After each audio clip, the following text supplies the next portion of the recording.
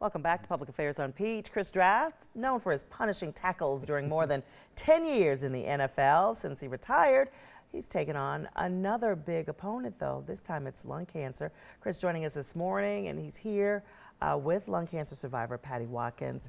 We're going to get to you and your story, Patty, in a minute.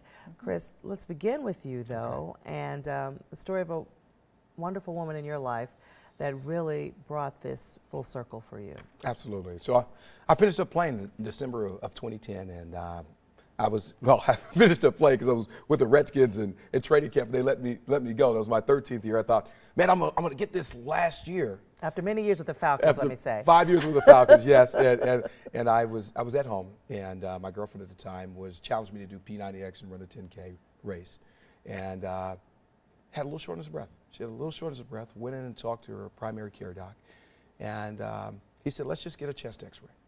So this woman is 37 years old, it's in amazing shape. They found a mass. They found a mass in her left lung. And so we essentially find out the most important fact about lung cancer, that anyone can get it. A 37-year-old woman that's in amazing shape, she's got lung cancer. And then not only does she have lung cancer, we find out after a PET scan and an MRI that she had stage 4 lung cancer, which is too often the case within lung cancer, that people are diagnosed late. And so not only the diagnosed late, it's that this is as you've said earlier, this disease is crazy, and that 5-year survival rate is not that long, and so she ended up passing a year later. Wow. And I remember that time, a very difficult time. You Yeah. talk on your website about sweet smiles, shining eyes, and steely determination. Absolutely. So before we got married, November 27, 2011, my wife came to me and she said, what if we don't ask for presents? What if we ask our family and friends to support the foundation so we can fight? And I think that's so important. Is on that day, she took this battle that was internal, that it was about her, and which is okay. That's a great thing. But then she said, no, it doesn't matter. I'm not feeling real good. You saw our video. She's not feeling real good. But she said, it's time to fight for other people. And that's where it's not just the determination, it's not just the energy that she fought this disease with. It's not that she was able to grab a hold of her faith throughout, that she had a tremendous group of family and friends, and that every day she found a way to smile. It's that at that point where she could make a decision where it would be just about her, she said, no, let's make it about other people. And that's where we created our Team Draft initiative, which is committed to changing the face of lung cancer. People like Patty is who she was working towards and thinking about. Patty, your story, amazing as well. How were you diagnosed? Well, I presented with a blood clot in my leg, my lower calf. I was in top shape of my life and worked out all the time, very healthy. And they found out through the blood clot that I had lung cancer. Never smoked. Were you around a lot of secondhand smoke, would you think? Well, I'm from Kentucky, and that's the #1 tobacco state, as well as the #1 state for radon. A lot of houses are built over caves up there, so I have no idea where I got it, how I got it. And how was the cancer diagnosed? What stage was it?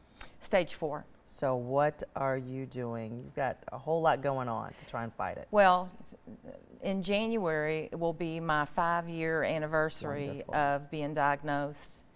And that's almost unheard of.